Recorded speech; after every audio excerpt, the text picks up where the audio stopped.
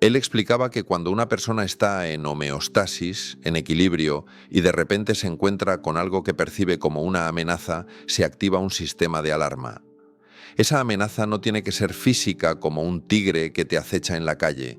Puede ser emocional, el miedo a ser criticado, avergonzado, humillado. Y Selye hablaba claramente también de esas amenazas emocionales.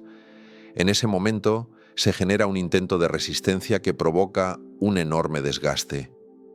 El cuerpo y la mente tratan de resistir a través de la confrontación, la huida o la parálisis.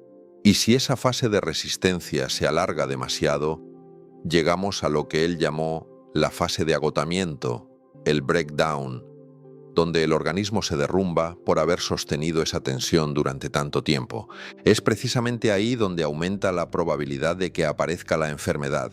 Imaginaros lo que ocurre cuando alguien te empuja y tú te esfuerzas constantemente en resistir. Después de un tiempo, el cuerpo simplemente no puede más. Es fascinante ver cómo el tipo de encuentro que tenemos con los demás puede cambiar radicalmente esa sensación de agotamiento. Porque cuando uno se siente amenazado, incluso si no hay una amenaza real, sino simplemente la percepción de estar en peligro, el cuerpo reacciona como si estuviera en guerra. Entra en juego una parte muy específica del sistema nervioso, el sistema simpático y parasimpático, que forman parte del sistema nervioso vegetativo o autónomo.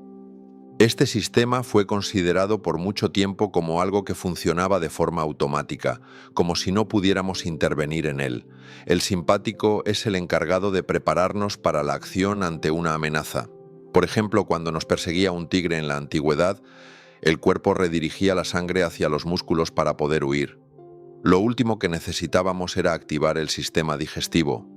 Nadie se detiene a comer higos maduros bajo una higuera si tiene un tigre detrás. El problema es que hoy ya no nos persiguen tigres, pero nuestro sistema simpático se activa igual cada vez que sentimos miedo, inseguridad o tensión emocional. Y cuando eso ocurre de forma crónica, el equilibrio se rompe y el cuerpo se desgasta. Recuerdo perfectamente una experiencia clínica que ilustra esto. Una mujer llamada Margarita llegó a mi consulta. Era alta, rubia, con gafas y una expresión amable. Traía un sobre enorme de hospital lleno de informes y pruebas. Me lo dejó caer sobre la mesa y con los ojos enrojecidos me dijo: «Doctor, no puedo más. Ayúdeme, por favor». Me explicó que llevaba 3 años con un dolor de estómago insoportable. Le habían hecho de todo: pruebas, endoscopias, tratamientos con omeprazol en dosis altísimas. Pero nada funcionaba. Revisé sus pruebas durante 1 hora y todo estaba normal. Nada justificaba ese dolor persistente. Entonces le pregunté si había algo que, sin ser un gran trauma, le generara tensión todos los días. Me miró y tras una pausa confesó: «Sí, doctor, mi jefe, no le soporto». Ahí encontré una pista. Le sugerí que, durante 2 semanas, cada vez que lo viera, le sonriera. Al principio me miró como si estuviera loco, pero 2 semanas después volvió. Su rostro era otro. «Doctor, no me duele nada el estómago», me dijo, y añadió algo sorprendente: «Mi jefe ha cambiado. Es más amable, más cercano». No solo eso, había dejado de tomar el Almax que bebía como agua. ¿Qué pasó? Que al cambiar su actitud externa, se envió un mensaje interno. Su cuerpo dejó de percibir al jefe como una amenaza. El sistema simpático se desactivó, el estómago recuperó su motilidad y desapareció el dolor. Después de aquella experiencia con Margarita, comprendí aún más profundamente el poder que tienen nuestras emociones sobre el cuerpo. No era casualidad. Todo esto ya había sido investigado y documentado. Cuando una persona se siente emocionalmente amenazada, aunque no exista una amenaza física real, el cuerpo reacciona igual que si estuviera siendo atacado. Y aquí es donde entra en juego una estructura clave en el cerebro, la amígdala. Aclaro siempre que no me refiero a las amígdalas que tenemos en la garganta, sino a unos núcleos cerebrales que funcionan como verdaderos detectores de amenaza. Cuando estas amígdalas se activan, lo primero que hacen es robar sangre de la parte anterior del cerebro, específicamente de la corteza prefrontal, es decir, nos quitan recursos cognitivos fundamentales y al reducirse ese flujo de sangre en la zona frontal, perdemos la capacidad de comprender con claridad, de tomar buenas decisiones, de tener creatividad o de aprender algo nuevo. Esto lo he visto muchas veces. Personas que, al sentirse amenazadas en su entorno, dejan de rendir, de aprender, de conectar con su potencial. No porque no tengan ese potencial, sino porque la amenaza lo bloquea. Por eso insisto tanto en que la cultura del encuentro, del respeto, de la cordialidad, es una necesidad, no un lujo. Un estudiante en una escuela que se siente juzgado o rechazado simplemente no va a aprender. Un profesional que vive con miedo al error o a la crítica no va a brillar. Su sistema está cerrado, su mente en modo defensa, no en modo creación. Cuando una persona se siente segura, cuando se siente valorada, ocurre algo fascinante. El sistema nervioso simpático se apaga y se activa el sistema parasimpático, que es el que nos relaja, el que permite que el cuerpo se recupere. Es un cambio fisiológico real, medible. El estómago vuelve a funcionar, la mente se aclara, el corazón se regula. Lo he visto una y otra vez en consulta, pero lo más interesante es que ese efecto no depende del otro, depende de nosotros. Como le dije a Margarita, no se trataba de su jefe, se trataba de ella. Fue su cambio de actitud lo que transformó su fisiología.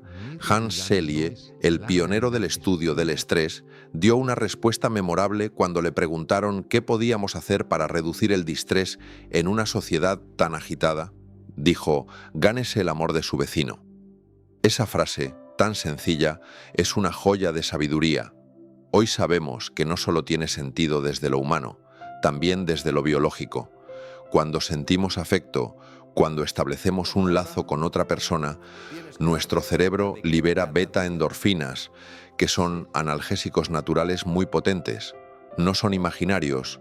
De hecho, se ha demostrado que se pueden bloquear con naloxona, que es un antídoto específico contra los opiáceos. Es decir, el cuerpo realmente fabrica sus propias medicinas cuando vivimos en un entorno de afecto. Pero eso no es todo. En esos encuentros sinceros y humanos también se libera otra sustancia maravillosa, la oxitocina. La conocemos por su papel en el parto y la lactancia, pero hombres y mujeres la producimos. Es la llamada hormona del amor, y su impacto va más allá de lo emocional. Protege el corazón, regula el sistema inmune, reduce el colesterol LDL, es un verdadero escudo biológico. En encuentros de cooperación y conexión profunda se libera de forma natural.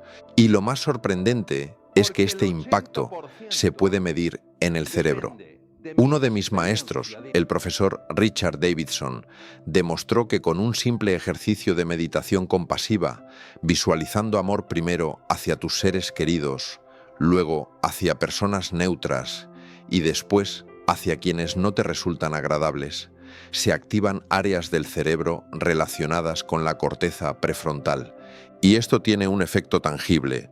Se aumenta la neuroplasticidad, se forman nuevas conexiones neuronales y se reduce la activación de la amígdala. ¿Qué significa esto? Que el amor no solo calma, también fortalece el cerebro.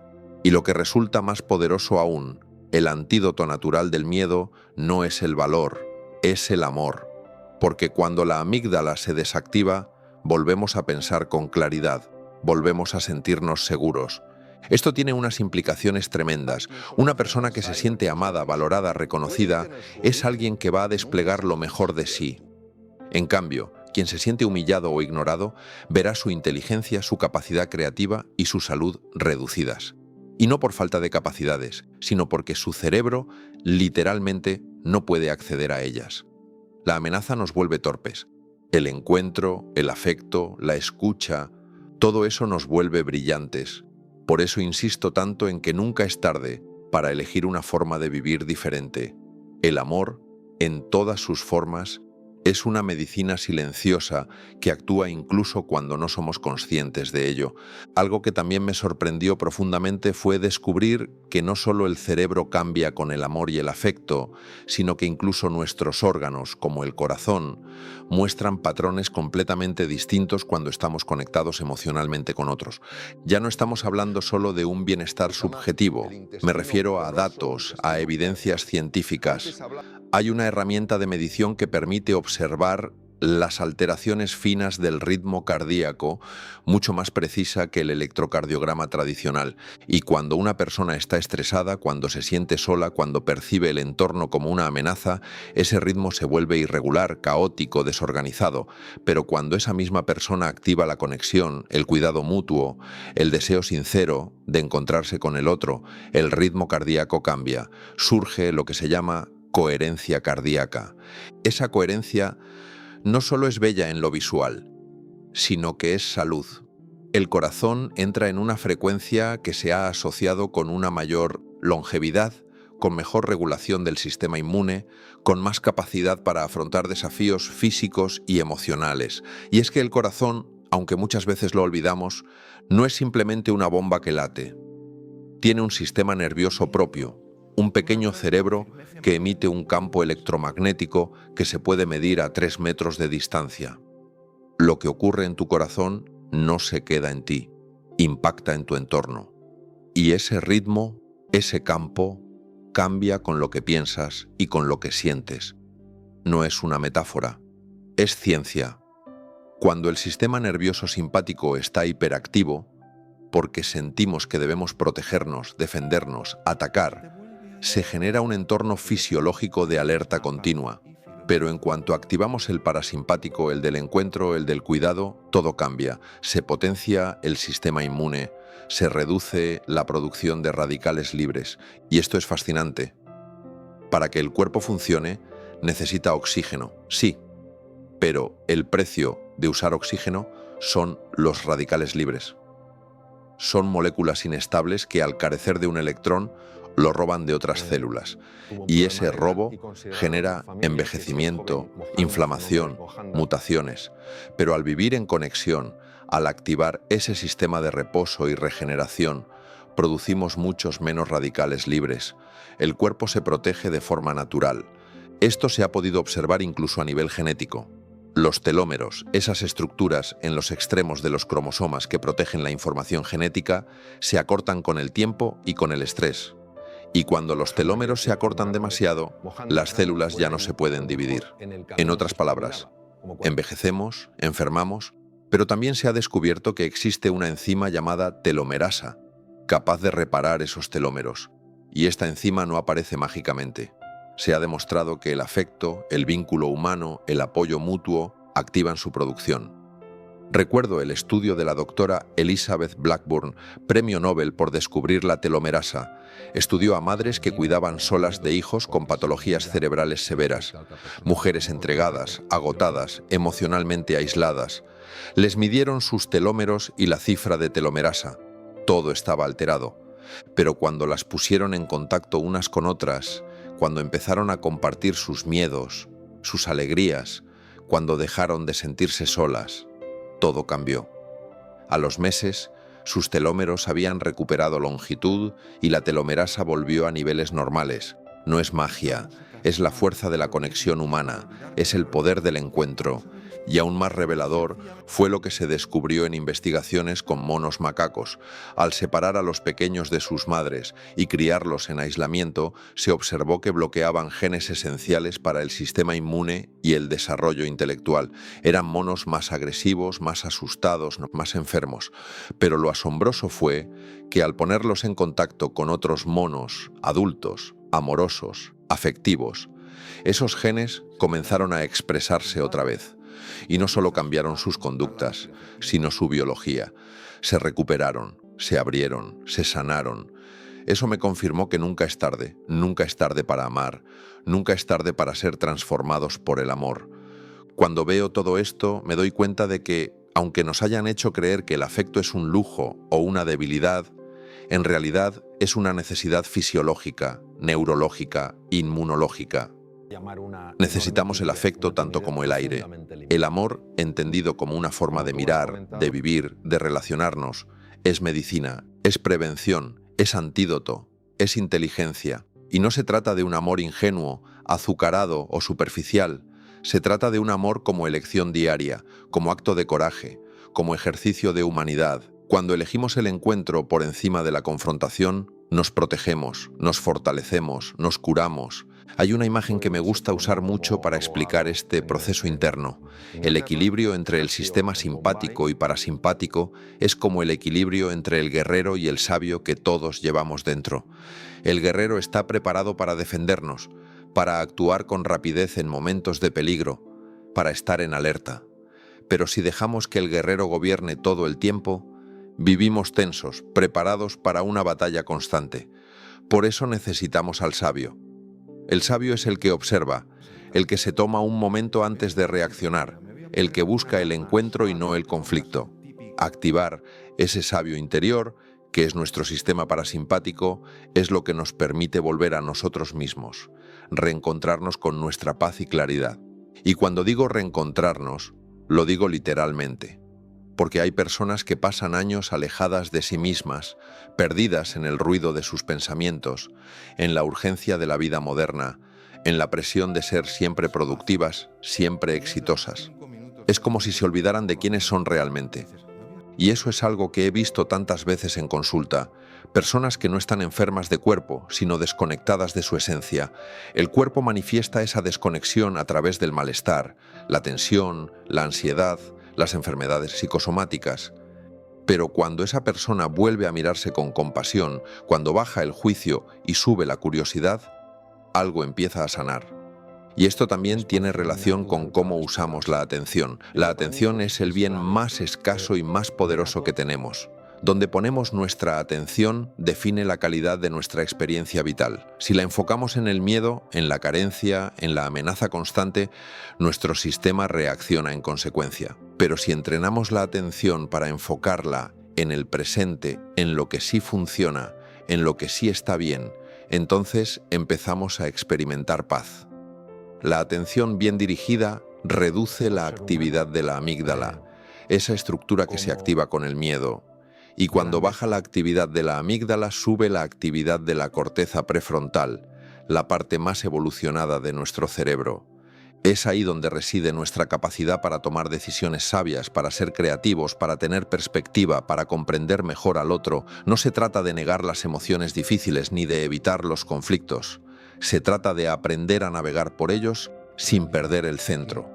Y ese centro se encuentra cuando volvemos al cuerpo, cuando respiramos con conciencia, cuando dejamos de pelearnos con lo que sentimos y empezamos a escucharlo, porque nuestras emociones no son enemigas, son mensajeras. Nos están diciendo algo, lo que duele, lo que nos incomoda. Muchas veces no es el problema en sí, sino nuestra resistencia a él. Yo siempre lo digo, el problema no es que algo nos duela. El problema es vivir anclados en ese dolor, sin entender qué nos quiere mostrar. Y muchas veces lo que nos quiere mostrar es que necesitamos cambiar nuestra forma de estar en el mundo. Necesitamos soltar el juicio constante, la exigencia desmedida, el perfeccionismo que nos asfixia. Necesitamos volver a sentirnos humanos, completos, aunque imperfectos, y para eso hace falta silencio, silencio externo y sobre todo interno, porque en ese silencio es donde emergen las verdaderas respuestas. Es donde aparece esa sabiduría interior que todos tenemos, pero que muchas veces no escuchamos porque estamos demasiado ocupados intentando controlar todo. Y es curioso cómo, cuando dejamos de controlar, cuando nos entregamos a ese momento de escucha profunda, algo se ordena. No desde fuera, sino desde dentro.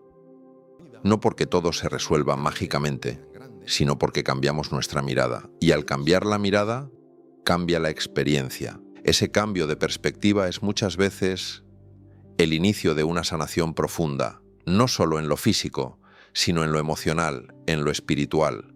Porque la salud no es solo la ausencia de enfermedad. La salud es armonía, es coherencia, es vivir desde un lugar donde cuerpo, mente y espíritu están alineados. Por eso insisto tanto en que necesitamos recuperar espacios de pausa, de encuentro, de honestidad con nosotros mismos. No hace falta irse al Himalaya ni retirarse del mundo. Basta con unos minutos al día de verdadera conexión, de respiración consciente, de atención plena. Basta con aprender a decirnos la verdad con amabilidad, a perdonarnos, a celebrar lo que sí hacemos bien.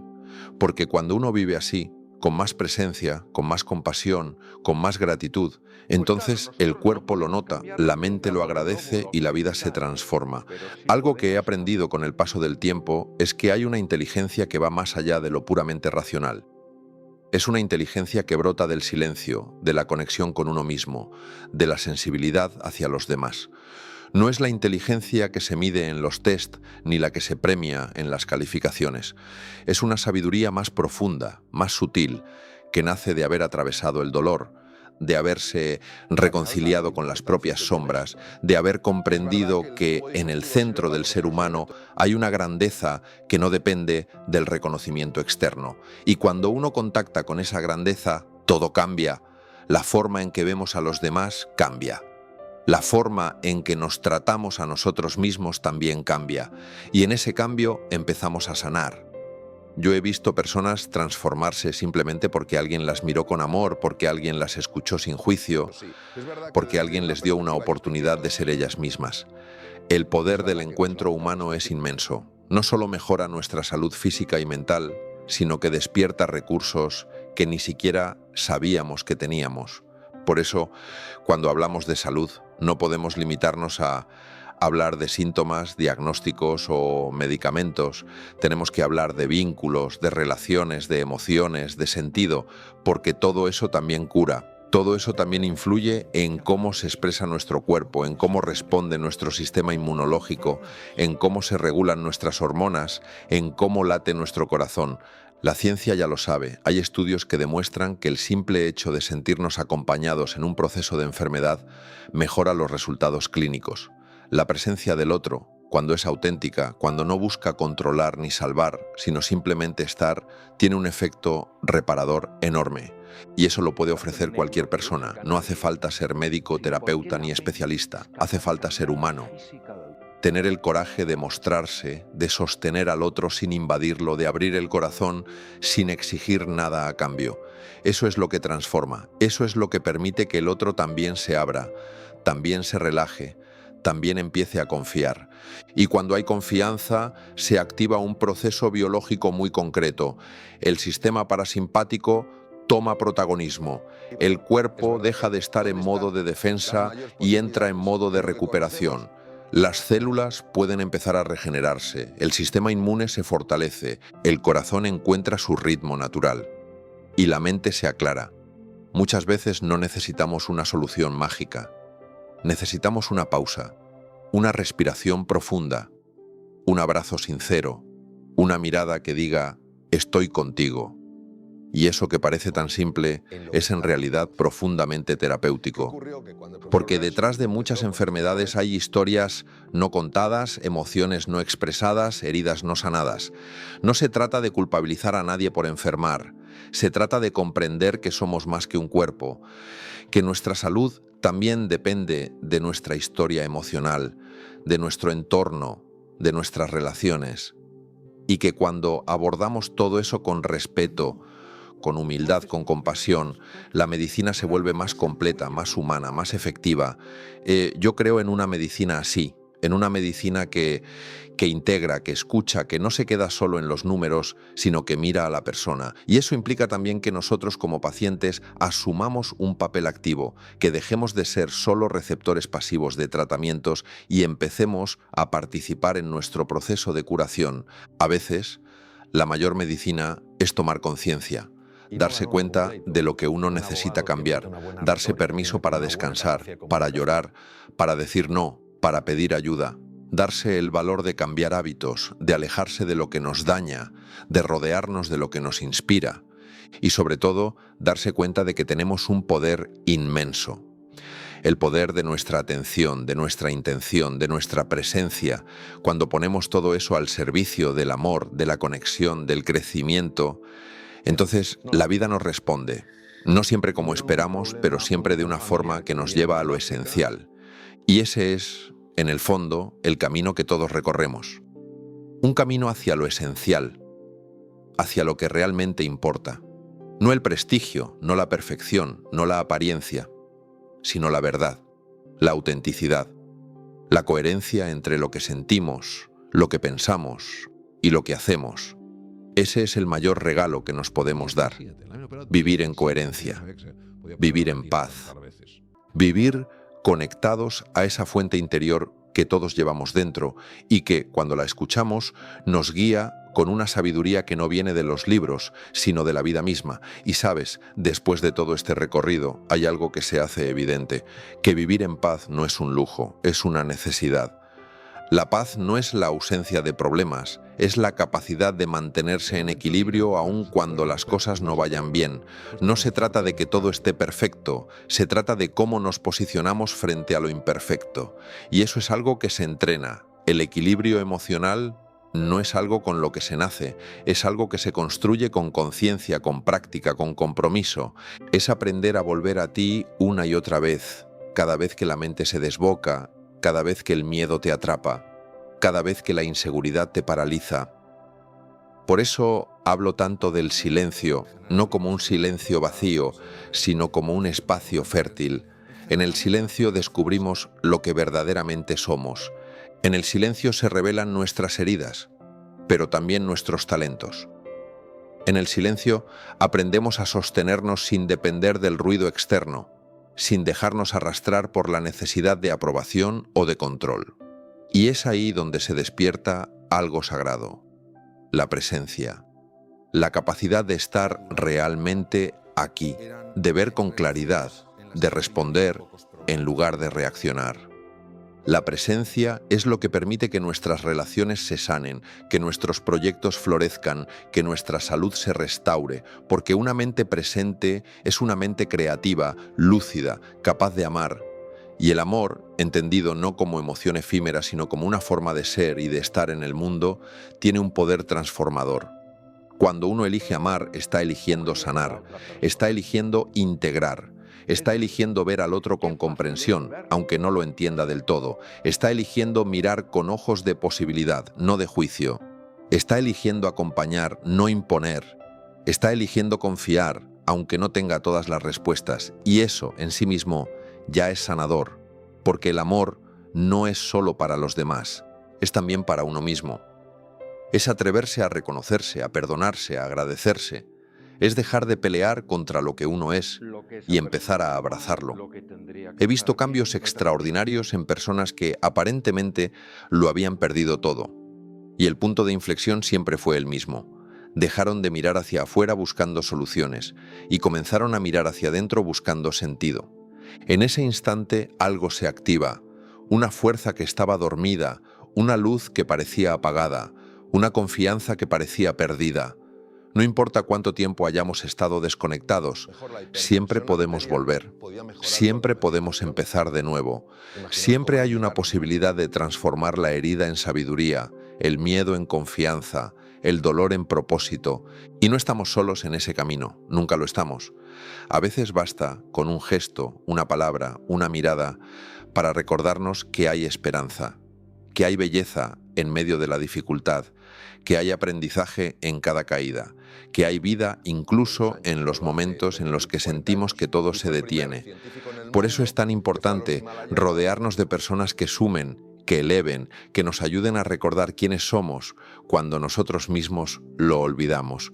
Personas que no te salvan, pero te acompañan mientras tú te salvas, porque al final eso es lo más valioso, no quien te da respuestas, sino quien se queda contigo mientras las encuentras. Y si me preguntaras qué es el éxito, después de todo lo vivido, después de tantos años de estudio, de tantas experiencias con personas que han atravesado lo inimaginable, te diría que el éxito es poder mirar atrás sin arrepentimiento y mirar adelante sin miedo. Es saber que hiciste lo mejor que pudiste con lo que tenías, que supiste aprender de lo vivido, que amaste aunque no siempre supieran devolvértelo, que fuiste fiel a ti mismo incluso cuando no fue fácil, que dejaste algo mejor de lo que encontraste y sobre todo que viviste desde el corazón, porque eso es lo único que verdaderamente permanece, lo que hiciste con amor, lo que entregaste sin esperar nada a cambio, lo que construiste con coherencia.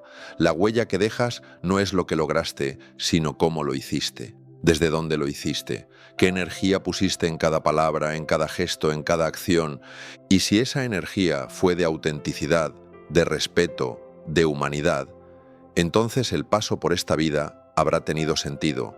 Entonces sí podrás decir, como Neruda, confieso que he vivido, y vivir así, en conciencia, en gratitud, en plenitud, es la mejor forma de honrar este regalo que es la vida.